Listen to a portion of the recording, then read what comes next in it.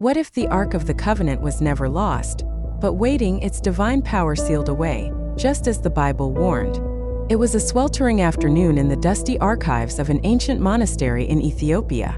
I, Dr. Eleanor Carter, an archaeologist with a penchant for biblical relics, had spent years chasing whispers of the Ark of the Covenant. The Ark, a gold-covered chest described in the Bible as containing the stone tablets of the Ten Commandments, had fascinated me since childhood. But what I discovered that day would change everything. Welcome to Bible Questions Hub, where we explore the wisdom and wonders and provide answers one question at a time. The monastery, rumored to hold secrets dating back to the time of King Solomon, was a labyrinth of crumbling manuscripts and cryptic symbols. As I carefully unrolled a fragile scroll, my eyes fell upon a passage that sent shivers down my spine. It spoke of the Ark not just as a sacred relic, but as a vessel of unimaginable power, a power that could shape the destiny of nations. The Ark of the Covenant is first mentioned in the book of Exodus, Exodus 25 verses 10 to 22. God instructed Moses to build the Ark as a physical manifestation of his presence among the Israelites. It was to be made of acacia wood, overlaid with pure gold, and adorned with two cherubim on its lid, known as the mercy seat.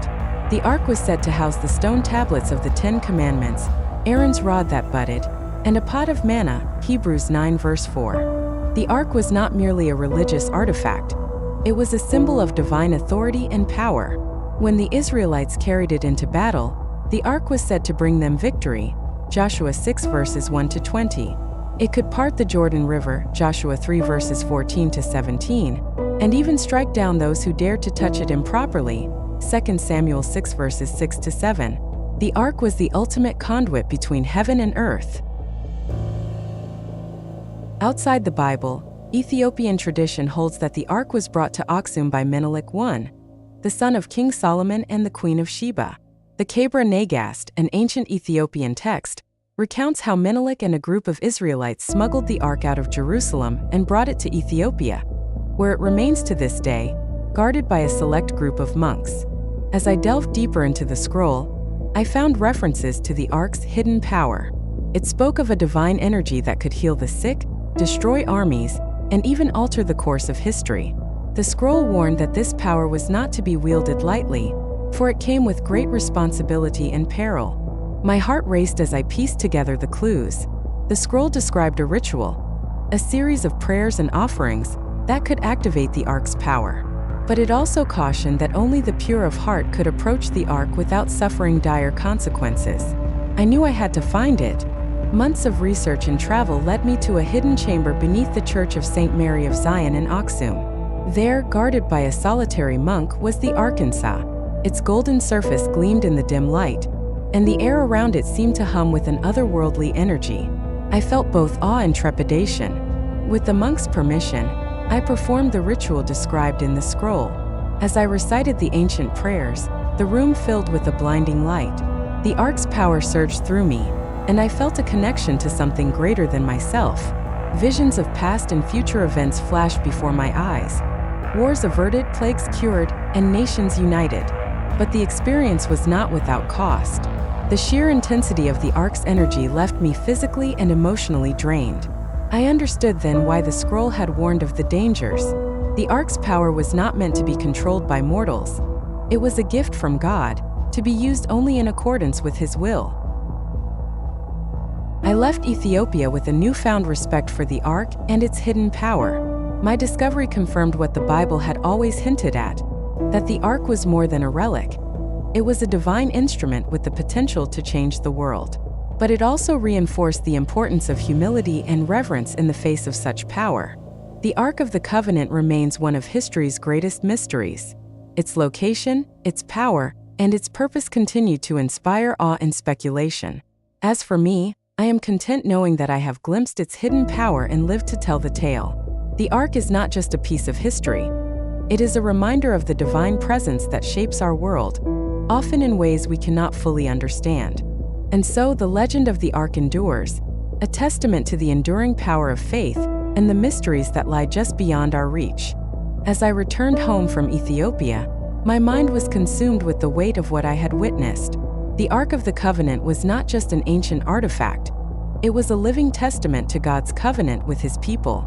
To truly understand its significance, I knew I had to return to the biblical foundations that defined its purpose and power. The Ark of the Covenant is first introduced in Exodus 25 verses 10 to 22, where God provides Moses with detailed instructions for its construction. It was to be a sacred chest made of acacia wood, overlaid with pure gold, and adorned with 2 cherubim on its lid, facing each other with outstretched wings. The space between the cherubim, known as the mercy seat, was where God's presence would dwell. God said, "There, above the cover between the 2 cherubim that are over the Ark of the Covenant law, I will meet with you and give you all my commands for the Israelites." Exodus 25 verse 22. The Ark was more than a physical object. It was the very throne of God on earth. It symbolized His holiness, His covenant with Israel, and His guidance for His people. Inside the Ark were placed the stone tablets of the 10 Commandments, Deuteronomy 10 verses 1 to 5, a jar of manna, Exodus 16 verses 33 to 34, and Aaron's rod that budded, Numbers 17:10. These items served as reminders of God's provision, His law, and His authority. Throughout the Israelites' journey in the wilderness, the Ark played a central role. When the Israelites camped, the Ark was placed in the tabernacle, the portable sanctuary where God's presence resided. When they traveled, the Ark went before them, symbolizing God's leadership. In Numbers 10:33-36, Moses would say, "Rise up, Lord. May your enemies be scattered. May your foes flee before you." Whenever the Ark set out and returned, Lord, to the countless thousands of Israel, when it came to rest. The Ark also demonstrated God's power in miraculous ways. When the Israelites crossed the Jordan River into the Promised Land, the priests carrying the Ark stepped into the river, and the waters parted, allowing the people to cross on dry ground, Joshua 3 verses 14 to 17. During the Battle of Jericho, the Ark was carried around the city for 7 days, and on the 7th day, the walls of Jericho collapsed, granting the Israelites victory, Joshua 6 verses 1 to 20. The Ark was not to be treated lightly. Its holiness demanded reverence. In 2 Samuel 6 verses 6 to 7, we see the tragic consequences of mishandling the Arkansas. When Uzzah reached out to steady the Ark as it was being transported on an ox cart, he was struck dead. This incident underscored the sanctity of the Ark and the importance of approaching God with humility and obedience. The Ark's power was not merely symbolic, it was tangible. In 1 Samuel 5, the Philistines captured the Ark and placed it in the temple of their god Dagon. The next morning, the statue of Dagon was found fallen on its face before the Arkansas. After this happened a second time, the people of Ashdod were struck with tumors, and chaos ensued. The Philistines eventually returned the Ark to Israel, recognizing that it was no ordinary object. For the Jewish people, the Ark was the ultimate symbol of God's covenant and presence. It represented His promise to be their God and to dwell among them. The Ark was central to their identity as a nation chosen by God. It reminded them of His faithfulness, His laws, and His power to deliver them from their enemies. The Ark also foreshadowed the coming of Jesus Christ. In the New Testament, Jesus is described as the ultimate fulfillment of God's presence among His people. Just as the Ark was the meeting place between God and humanity, Jesus became the mediator of a new covenant. Hebrews 9 verse 15. The mercy seat where God's presence rested is seen as a precursor to Christ's atoning sacrifice, which reconciles humanity to God. As I reflected on these biblical truths, I realized that the Ark's hidden power was not just about its ability to perform miracles or destroy enemies. Its true power lay in its role as a bridge between heaven and earth, a tangible reminder of God's desire to dwell with His people. The Ark was a foreshadowing of the ultimate reconciliation between God and humanity through Jesus Christ. The visions I experienced in the presence of the Ark were not just glimpses of past or future events. They were revelations of God's eternal plan. The Ark's power was a reflection of God's love, His justice, and His desire to restore creation to its original purpose. Today, the Ark remains a mystery. Its exact location is unknown, though many believe it is hidden in Ethiopia, as I discovered, or perhaps buried beneath the Temple Mount in Jerusalem. Some even speculate that it was taken to heaven, as suggested in Revelation 11 verse 19, where John sees the ark in God's heavenly temple. Regardless of its physical location, the ark's spiritual significance endures. It reminds us of God's holiness, His covenant, and His presence among His people.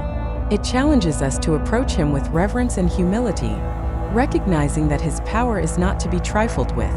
My journey to uncover the hidden power of the Ark of the Covenant taught me that some mysteries are not meant to be fully understood.